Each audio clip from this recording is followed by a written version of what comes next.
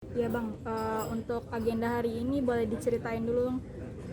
Ya, agenda hari ini adalah pemeriksaan sebagai Ibu Alona sebagai korban. Ya, tadi udah ditanyakan beberapa alasan-alasan seperti apa kronologisnya dari awalannya kok bisa terjadinya suatu yang diduga tindak pidana tersebut ya. Setelah itu nanti untuk yang selanjutnya Mbak Alona kali ya, misalkan Mbak Alona aja nggak apa-apa.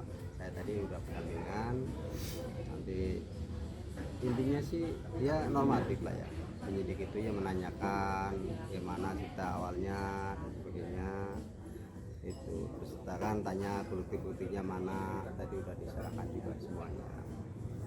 Untuk pemeriksaan sendiri kenapa nggak dilanjut Bang? Maksudnya nggak hari ini langsung gitu BAP? Karena tadi kan jadwal udah padat ya, jadwal udah padat. Terus Alasannya ini apa, kondisi saya ininya kan juga baru sakit, keluar dari RSUD, pas nggak memungkinkan lah penyidiknya kesehatannya. menanyakan tentang apa namanya sehat jasmani, dan ini saya keluarkan obat-obat saya baru apa namanya dari RSUD baru keluar gitu kan, jadi akhirnya ditundanya seperti itu karena saya baru keluar RSUD itu sebenarnya baru hari ini gitu kan. Jadi saya itu mementingkan untuk BAP, tapi ternyata saya baru tahu kalau misalkan kita mau di BAP itu harus sehat jasmani dan rohani, itu saya baru tahunya. Jadi dijadwalkan ulang tanggal 16 Agustus 2022. bulan ini. Iya. 16. Sekarang kan Agustus. Untuk mengingat lagi aset apa aja sih yang dikuasai sama mantannya?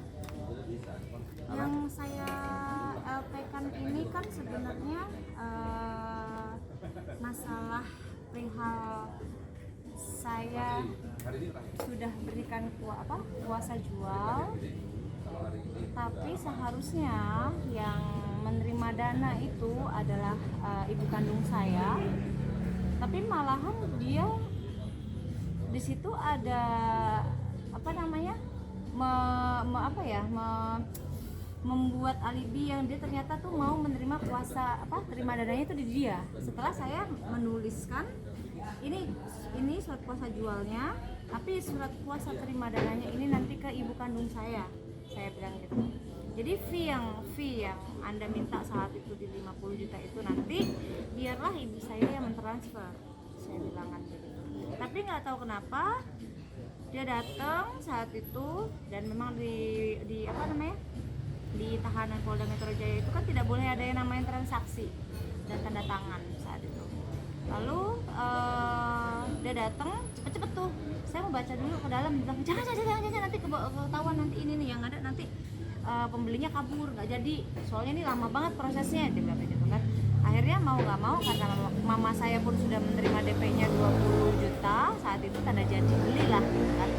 Akhirnya ya sudah, saya tanda tanganin tanpa saya baca itu, dan itu tulisan tangan, dan itu bukan tulisan tangan saya.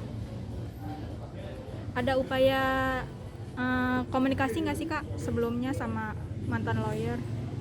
Tidak ada komunikasi sama sekali. Sebenarnya gampang sekali ya kalau untuk berkomunikasi. Pertama, beliau Pak Halim Darmawan itu kan tahu kuasa hukum saya siapa. Kalau mau berkomunikasi dan ketemu sama saya atau seperti apa, bisa saja disampaikan oleh kuasa hukum saya gitu loh. Dan kalau saya sih jujur ya, saya buta hukum, saya orang awam biasa, maka itu saya serahkan semuanya ke kuasa hukum saya. Kak, kerugian sendiri sampai miliaran kah atau gimana nih Kak? Enggak sih, tapi menurut saya sih itu sangat besar ya. Jadi total yang diterima dari pembeli rumah kosan saya yang ada di Bintaro itu, totalnya itu adalah 800 juta yang diterima oleh si Halim sendiri. Sebelumnya juga sakit Kak, itu ada kepikiran gara-gara masalah ini atau? Oh enggak, saya sakit karena saya waktu pas lagi pulang kampung itu kan saya kena infeksi karena saya makan sate biawak 4 piring. Jadi saya harus di apa namanya nya tuh jadi per 1 menit tuh air terus, tapi makannya lahap gitu kan. Jadi harus dirawat. Waktu itu saya dirawat 3 hari 4 hari ini lah saya minta pulang, dipaksa minta pulang ini sebenarnya gitu.